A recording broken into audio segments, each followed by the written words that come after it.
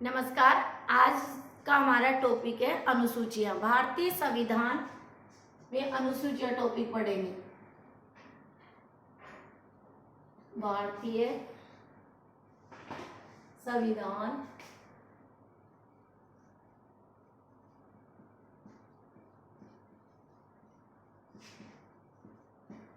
में अनुसूची बहुत अच्छा टॉपिक है। आरपीएससी और यूपीएससी में 100% एक क्वेश्चन आता है। देखिए, जो भारतीय संविधान, जब हमारा मूल संविधान बना था, ठीक है, मूल संविधान बना 26 नवंबर 1949 को अंगीकृत किया गया और 26 जनवरी 1950 को लागू कर दिया गया। उस समय 395 आर्टिकल, 14 अनुसूचियां, 8 अनुसूचियां, 14 भाषाएं थी और 22 भाग थे।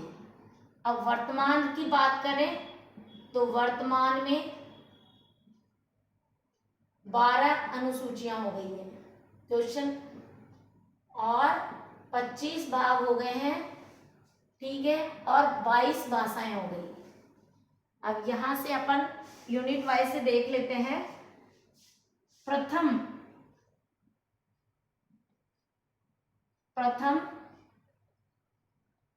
अनुसूची, जो पहली अनुसूची थी, पहली अनुसूची में अनुच्छेद 1 से 4 का मतलब 28 राज्य और 8 केंद्र शासित प्रदेशों का उल्लेख किया गया है।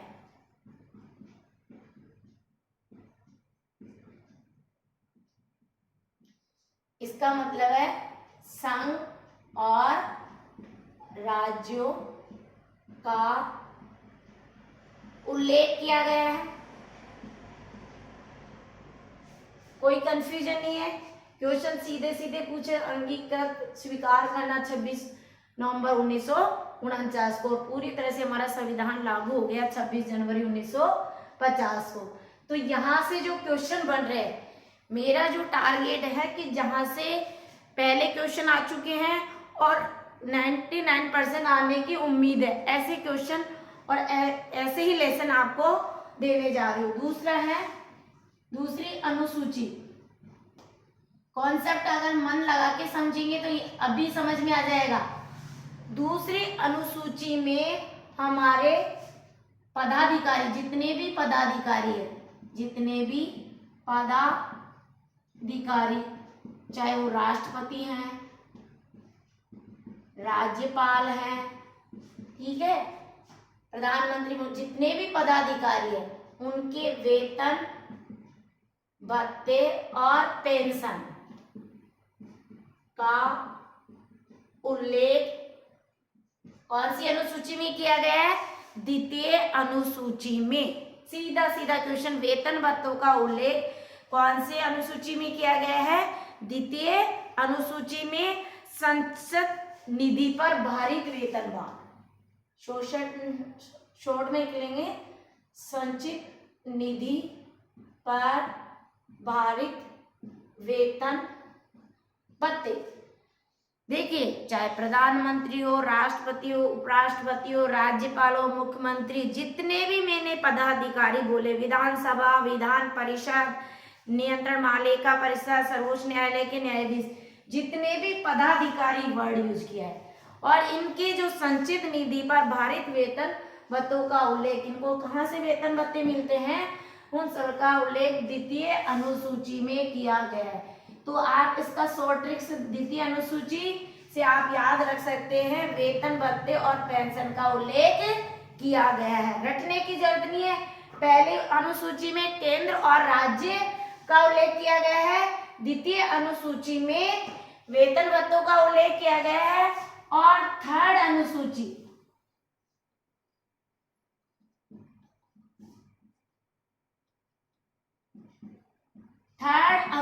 की बात करें। अब देखिए थर्ड अनुसूची में की बात करें तो शपथ और प्रतिज्ञा, शपथ व प्रतिज्ञा का उल्लेख किया गया है। अब इसमें एक चीज ध्यान रखना, क्योंकि कंपटीशन में आ जाता है तो नोट करके चीज लिख लो कि थर्ड अनुसूची है, थर्ड लिस्ट है, उसमें राष्ट्रपति, उपराष्ट्रपति, राज्यपाल, राष्ट्रपति, उपराष्ट्रपति और राज्यपाल के शपथ का उल्लेख नहीं किया गया है, नहीं किया गया है। ये ध्यान रखना है कि जो थर्ड सूची है उसमें राष्ट्रपति, उपराष्ट्रपति, राज्यपाल के शपथ का उल्लेख नहीं किया। इन तीनों को छोड़ के बाकी सभी का उल्लेख किया गया है, चाहे वो लोकसभा अध्यक्ष हो, प्रधानमंत्री हो, मंत्री परिषद हो, नियंत्रण महालेखा परीक्षक हो, उनका शपथ और प्रतिज्ञा का उल्लेख किया गया है। लेकिन ये क्वेश्चन आ सकता है आरएस में कि निम्नलिखित में से तीसरी अनुसूची में किसका शपथ ज्ञान में किसका उल्लेख नहीं किया गया है, तो राष्ट्रपति, उपराष्ट्रपति और राज्यपाल, ये तीन व्यक्तियों को छोड़कर बाकी शपथ प्रतिज्ञा का उल्लेख, बाकी चाहे वो लोकसभा अध्यक्ष हो, चाहे लोकसभा उपाध्यक्ष हो, प्रधानमंत्री, राष्ट्रपति, उपराष्ट्रपति और राज्यपाल को छोड़कर, इन तीन व्यक्तियों को छोड़कर उल्लेख किया गया है। अब देखिए कॉन्सेप्ट पॉलिटिकल साइंस है, कॉन्स्टिट्यूशन है, जितने भी फंडामेंटल राइट्स होंगे, ड्यूटीज होंगे, डायरेक्ट प्रिंसिपल होंगे, ये ऑल कंपटीशन में पूछे जाते हैं। इसलिए पूरी थ्योरी कॉन्सेप्ट मैं समझा के पढ़ा रही हूँ, एक ट्रिक्स से पढ़ा रही हूँ ताकि आपको लर्न रहे, कहीं से क्वेश्चन छूटे नहीं। अब देखिए चतुर्थ, चौथी अनुसूची, फोर्थ अनुसूची, ये आईएएस में आ चुका क्वेश्चन। जो फोर्थ अनुसूची है, फोर्थ लिस्ट है, उसमें राज्यसभा में स्थानों का आवंटन का उल्लेख किया गया है। राज्यसभा में स्थानों का आवंटन, राज्यसभा में स्थानों का आवंटन का उल्लेख किया गया है। राज्यसभा में स्थानों का आवंटन का, राज्यसभा में स्थानों का आवंटन का उल्लेख किया गया है।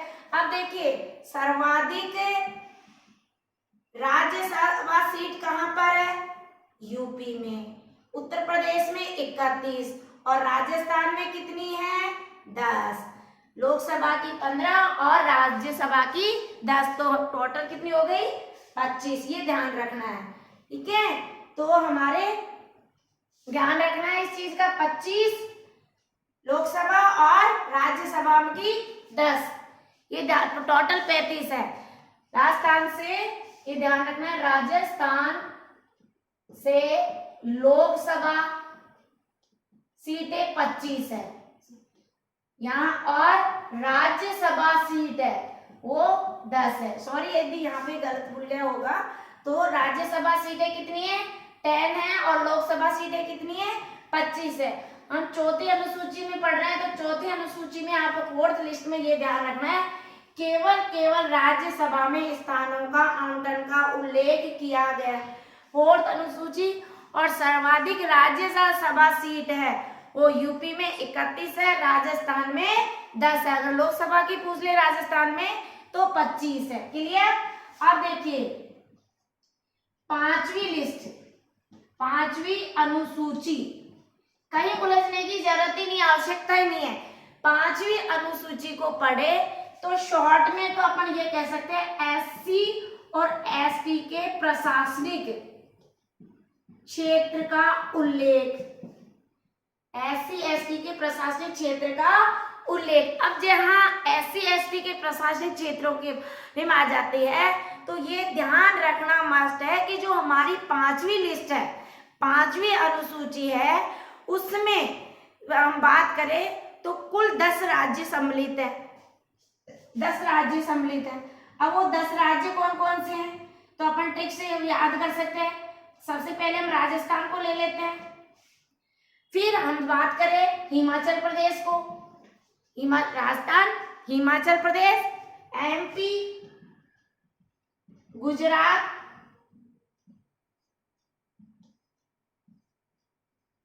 राजस्थान, हिमाचल प्रदेश, मध्य प्रदेश, गुजरात, महाराष्ट्र, छत्तीसगढ़, महाराष्ट्र, छत्तीसगढ़, महाराष्ट्र, छत्तीसगढ़, महाराष्ट्र, छत्तीसगढ़, ओडिशा, आंध्र प्रदेश, ओडिशा, आंध्र प्रदेश, तेलंगाना। फिर देखिए नंबर 1 राजस्थान, हिमाचल प्रदेश, मध्य प्रदेश, गुजरात, महाराष्ट्र, छत्तीसगढ़, ओडिशा, झारखंड, राजस्थान, हिमाचल प्रदेश, मध्य प्रदेश, गुजरात, महाराष्ट्र, छत्तीसगढ़, ओडिशा, आंध्र प्रदेश, तेलंगाना और झारखंड। अब देखिए राजस्थान के पांचवी अनुसूची को पढ़ रहे, कहीं उलझने की जरूरत नहीं। पांचवी अनुसूची आ जाए, 5th लिस्ट आ जाए, तो बात हमारी राजस्थान की आ रही। तो राजस्थान के 8 जिले हैं। कितने जिले हैं? राजस्थान के 8 जिले हैं, जिसमें 3 राजस्थान के जो 3 जिले हैं कौन कौन से? एक तो है डूंगरपुर, एक बांसवाड़ा और प्रतापगढ़। ये जो 3 जिले हैं, वेरी मोस्ट, ये जो 3 जिले हैं ये पूर्ण रूप से पांचवी अनुसूची में लिस्ट में संलग्न है, अपन ये कहें। और आंशिक रूप की बात करें तो आंशिक रूप में बात करें उदयपुर, चित्तौड़गढ़, राजसमंद, कहीं उलझे, उदयपुर, चित्तौड़गढ़, राजसमंद, पाली, सिरोही, पाली और सिरोही। कितने हो गए? 8 हो गए। 5 तो ये आंशिक रूप से और पूर्ण रूप से 3 जिले। तो जो हमारी पांचवी लिस्ट की बात कर रहे हैं, तो पांचवी लिस्ट में हम क्लियर है, जो जितने भी प्रशासनिक क्षेत्र का उल्लेख किया गया है, इनमें हमारे जो इंडिया की बात करें पांचवी अनुसूची में, तो राजस्थान सहित 10 राज्य सम्मिलित किए गए थे, जिसमें हिमाचल प्रदेश आ गया, राजस्थान सहित हिमाचल प्रदेश, मध्य प्रदेश, गुजरात, महाराष्ट्र, छत्तीसगढ़, ओडिशा, आंध्र प्रदेश, तेलंगाना और झारखंड। अब राजस्थान के डूंगरपुर, बांसवाड़ा, प्रतापगढ़ जिले, डूंगरपुर, बांसवाड़ा, प्रतापगढ़, ये पूर्ण रूप से और आंशिक रूप से उदयपुर, चित्तौड़गढ़, राजसमंद, पाली, सिरोही, ये आंशिक रूप से सम्मिलित कर लिए गए थे। ये ध्यान रखना है। कौन सी अनुसूची में? 4th अनुसूची। और आर्टिकल पूछ ले तो आर्टिकल की बात करें तो आर्टिकल 244A, आर्टिकल 244 जनजातीय सलाहकार परिषद, जातीय सलाहकार परिषद, सीधा सीधा जनजातीय सलाहकार परिषद में जो सदस्य थे 20, ये पूछा जाता है 244 आर्टिकल 1 भाग ख, 244 और भाग ख, अनुच्छेद भाग ख, 244 आर्टिकल 1 और भाग ख, जिसमें जनजातीय सलाहकार परिषद के जो सदस्य थे वो 20 थे और अनुसूचित क्षेत्रों को इसमें लागू किया गया था। और एक और महत्वपूर्ण क्वेश्चन है, आप इस चाहे तो स्क्रीनशॉट ले सकते हैं इसका।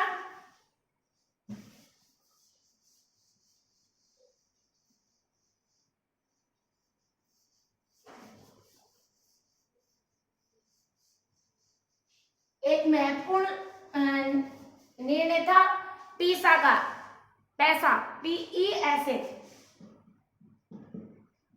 ये बहुत महत्वपूर्ण, क्योंकि यहां से क्वेश्चन पुट अप हो सकता है। भूरिया जो समिति थी पंचायत राज विस्तार हेतु, पंचायत राज विस्तार हेतु भूरिया समिति, पंचायत राज विस्तार हेतु भूरिया समिति, वेरी वेरी मोस्ट क्वेश्चन है। जो भूरिया समिति पैसा अधिनियम 1996 में लागू किया गया, अधिनियम 1996 में लागू किया गया।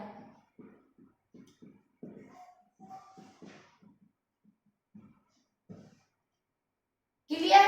अब देखिए कहीं से बोले 5 अनुसूचियां पढ़ा दी हमने। पहली अनुसूची बहुत अंडरस्टूड है कि आर्टिकल 1 से 4 तक यानी संघ और राज्य क्षेत्र का उल्लेख किया गया है। वर्तमान में हमारे 28 राज्य और 8 केंद्र शासित प्रदेश है। ध्यान रखना 28 राज्य 8 केंद्र शासित प्रदेश है, 9 नहीं है। दूसरी अनुसूची में हमारे जितने भी पदाधिकारी हैं उनके वेतन भत्ते और पेंशन का उल्लेख किया गया है। तीसरी अनुसूची में हमारे जो राष्ट्रपति, उपराष्ट्रपति, राज्यपाल को छोड़कर सभी के शपथ प्रतिज्ञान का उल्लेख किया गया। 3 व्यक्तियों को छोड़कर राष्ट्रपति, उपराष्ट्रपति और राज्यपाल की शपथ का उल्लेख नहीं किया गया। बाकी सबको जो शपथ दिलाई जाती है उसका उल्लेख तीसरी अनुसूची में किया गया है। चौथी अनुसूची में राज्यसभा में स्थानों का आवंटन का उल्लेख किया गया है। 5वीं अनुसूची में अनुसूचित जाति जनजाति SC ST के प्रशासनिक क्षेत्रों का उल्लेख किया गया है। अब आता है छठी अनुसूची। छठी अनुसूची में मेघालय, आसाम, त्रिपुरा और मिजोरम, इसको शॉर्ट में ATM, असम, त्रिपुरा और मिजोरम, मेघालय का ATM ऐसे याद रख।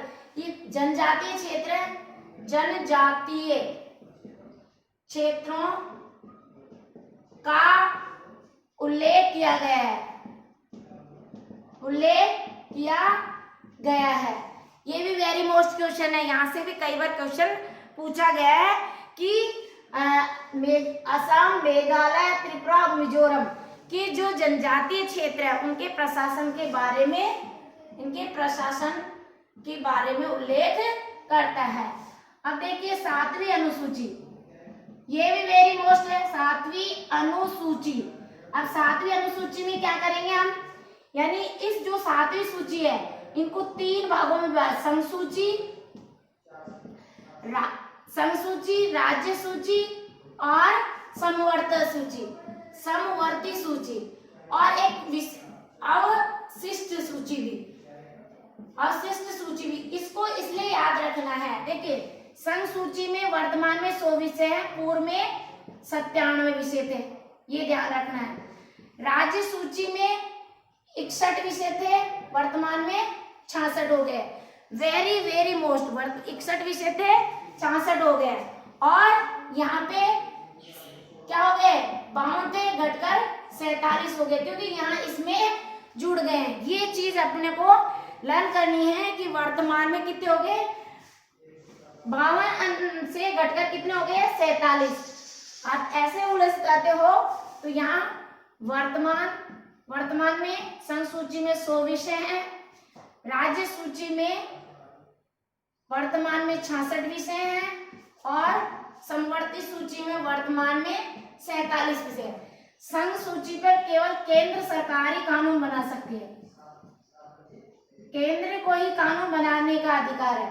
राज्य सूची पे राज्य सरकारी कानून बनाती है और समवर्ती सूची पे केंद्र और राज्य सरकार, केंद्र और राज्य सरकार दोनों मिलकर बनाती है। अब यदि विवाद हो जाता है, विवाद की स्थिति में केंद्र सरकार को ही पावर है, केंद्र सरकार का निर्णय ही मान्य होगा, निर्णय ही मान्य होगा। अब देखिए संघ सूची में अपन बात कर ले, बहुत ही अच्छा सूची है। इसमें आईएएस में क्वेश्चन आ चुके हैं। रक्षा है, विदेशी, रक्षा, विदेशी, ठीक है, जनगणना, कहीं उलझने की जरूरत नहीं है। नागरिकता, ये सीधा सीधा विदेशी है ना, रक्षा, नागरिकता, मुद्रा, बैंकिंग, ये सीधे सीधे क्वेश्चन दिए जाते हैं। डाक तार विभाग, डाक तार विभाग, ये नेम दे दिए जाएंगे और निम्नलिखित में से पूछा जाएगा कि ये किसका विषय है। परमाणु ऊर्जा, परमाणु ऊर्जा निम्नलिखित में से ये किनका विषय है, तो आप बता सकते हैं कि ये संघ सूची का और भारतीय सिविल सेवाएं या अखिल सेवाएं, तो ये सब किसका विषय है। अब क्वेश्चन पूछेगा निम्नलिखित में से संघ सूची का विषय है। आईएएस में आया हुआ है। नंबर 1 रक्षा, नंबर 2 पुलिस, नंबर 3 स्वास्थ्य और नंबर 4 मुद्रा। ए में दिया था 1 और 2, बी में दिया था 2, सी में दिया था 2 और 3 और डी में नन ऑफ दिस। तो देखिए रक्षा यहाँ है, दूसरा मुद्रा यहाँ है, तो हमारा आंसर क्या हो जाएगा, हमारा आंसर हो जाएगा ए। यहाँ ए में 1 और 4, तो आंसर क्या हो जाएगा ए, क्योंकि मुद्रा और रक्षा क्या है, संघ सूची का विषय, कहीं उलझने की जरूरत नहीं है। तो ये जो बेसिक क्वेश्चन है आपको ये तो रटने ही पड़ेंगे, समझ करने पड़ेंगे। ऐसे आपके जो राज्य सूची में है, अब देखिए राज्य सूची का की बात करें तो पुलिस तो राज्य सूची का विषय है, स्वास्थ्य भी पुलिस राज्य सूची का विषय है, कहीं उलझने की आवश्यकता ही नहीं है। स्थानीय शासन है, कारागार है, कानून है, ये क्या है, राज्य सूची का विषय है। अब मैंने जो अवशिष्ट शक्तियां जो कनाडा से ली गई है, इसमें अंतरिक्ष और साइबर अपराध आते हैं। अवशिष्ट शक्तियों की बात करें, ये कनाडा से है और ये वेरी मोस्ट है। इसमें साइबर अपराध और अंतरिक्ष ये 2 विषय आते हैं, इसलिए इसको भी आपको लर्न करना है। सीधा अवशिष्ट विषय का अवशिष्ट जो शक्तियां हैं उसमें कौन सा विषय शामिल किया गया है, साइबर अपराध और अंतरिक्ष। यदि राज्य सूची की बात करें तो स्थानीय स्वशासन, कृषि, राज्य सूची में स्थानीय स्वशासन, कृषि, पुलिस, कारागार और स्वास्थ्य, ये किसके विषय है, ये राज्य सूची के विषय है और इस पर केवल राज्य सरकार कानून बना सकती है। आप स्क्रीनशॉट ले लीजिए।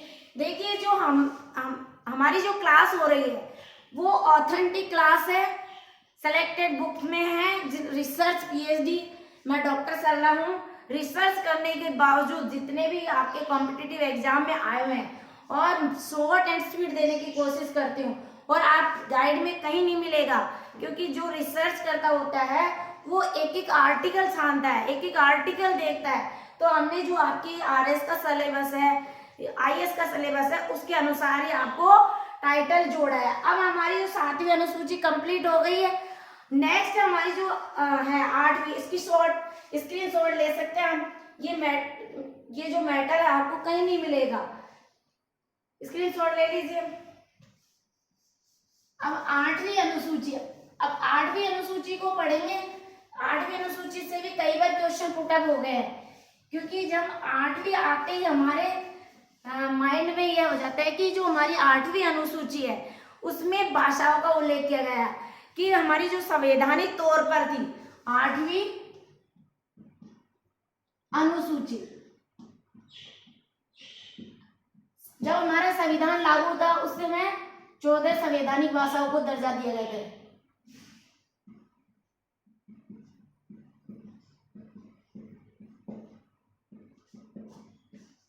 दर्जा दिया गया था।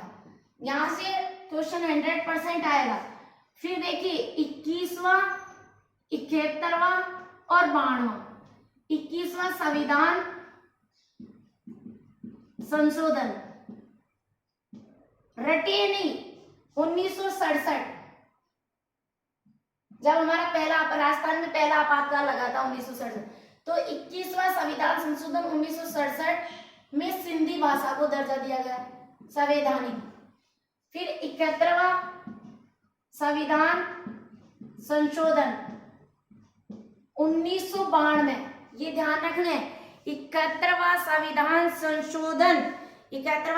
संशोधन 1992 में कोंकणी, मणिपुर, नेपाली, कोंकणी, मणिपुरी और नेपाली, ये 3 भाषाएं। देखिए 14, यहाँ पे कितनी हो गई 15 और 3 ये होगी 15 और 3 18 भाषा हो गई। यानी हमारा जो 8वीं अनुसूची में थी जब कितनी भाषाएं थी 14 भाषाएं थी। 8वीं जब संविधान को संवैधानिक दर्जा दिया था, संविधान लागू 14 भाषाएं को संवैधानिक दर्जा मिला हुआ था। 21वां अमेंडमेंट आया, 21वां संविधान संशोधन 1967 में आया, सिंधी भाषा को जोड़ दिया गया, 15 भाषाएं हो गई। 71वां संविधान संशोधन आया 1992 में, कोंकणी, मणिपुरी और नेपाली तीनों भाषाओं का जोड़ गया, तो यहाँ पे कितनी होगी 18 भाषा होगी। फिर 92वां संविधान संशोधन आया, 92वां संविधान संशोधन 2003, इसमें संथाली, मैथिली, वाडो और डोगरी, ये 4 भाषाएं जोड़ी गई। और वर्तमान में बात करें तो ये जब 92वां संविधान संशोधन 2003 में, और वर्तमान में कितनी भाषाएं होगी संवैधानिक भाषा 22 भाषाएं। यानी हमारी जो 8वीं अनुसूची में है वर्तमान में 22 भाषाओं का उल्लेख किया गया है। वर्तमान में 22 भाषाओं का उल्लेख किया गया है 8वीं अनुसूची में। रट लेना, 8वीं अनुसूची में कितनी भाषाओं का उल्लेख किया गया है 22 भाषाओं का उल्लेख। और ये भी ध्यान रखना 21, 71, 92, 21वां संविधान संशोधन 1967 सिंधी भाषा को जोड़ा गया है। ये RS में, IS में कई दफा पूछ लिया गया है, पिछले साल के पेपर को उठा के देखिए। 71वां संविधान संशोधन 1992, कोंकणी, मणिपुरी, नेपाली। 92वां संविधान संशोधन 2000 संथाली, मैथिली, वाडो और डोगरी। क्लियर। अब देखिए 9वीं अनुसूची,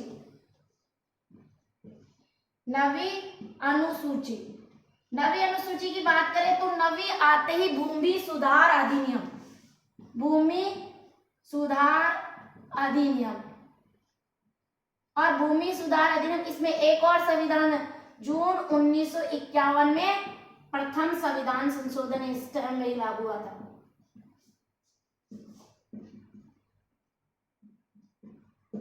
देखिए अनुसूचियों में भी कहां से मैंने क्वेश्चन जोड़ दिए गए, किस तरह से क्वेश्चन आ रहे हैं, ये ध्यान करना बहुत जरूरी है।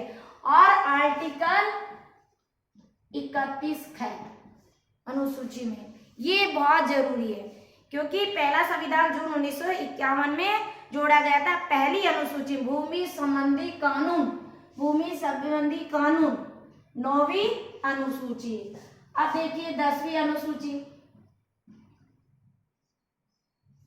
10वीं अनुसूची में दल बदल अधिनियम। अब ये दल बदल अधिनियम का मतलब जानते हो कि एक पार्टी से अपन सत्ता का उपभोग करके दूसरी पार्टी में बदल जाना, उसको दल बदल कहते हैं। तो दल बदल अधिनियम 52वां संविधान संशोधन अधिनियम 1985, दल बदल अधिनियम कौन सी अनुसूची में 10वीं अनुसूची में। 10वीं अनुसूची में दल बदल अधिनियम को लागू किया गया 52वां संविधान संशोधन 1985 में, ये भी आपको लर्न करना है। और 11वीं अनुसूची,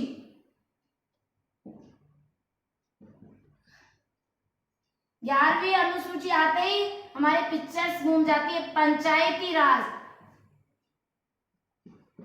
वेरी मोस्ट, पंचायत राज अधिनियम।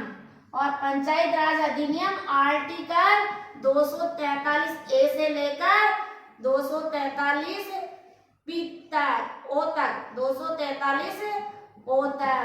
और इसमें कुल कितने विषय थे? 29 विषय।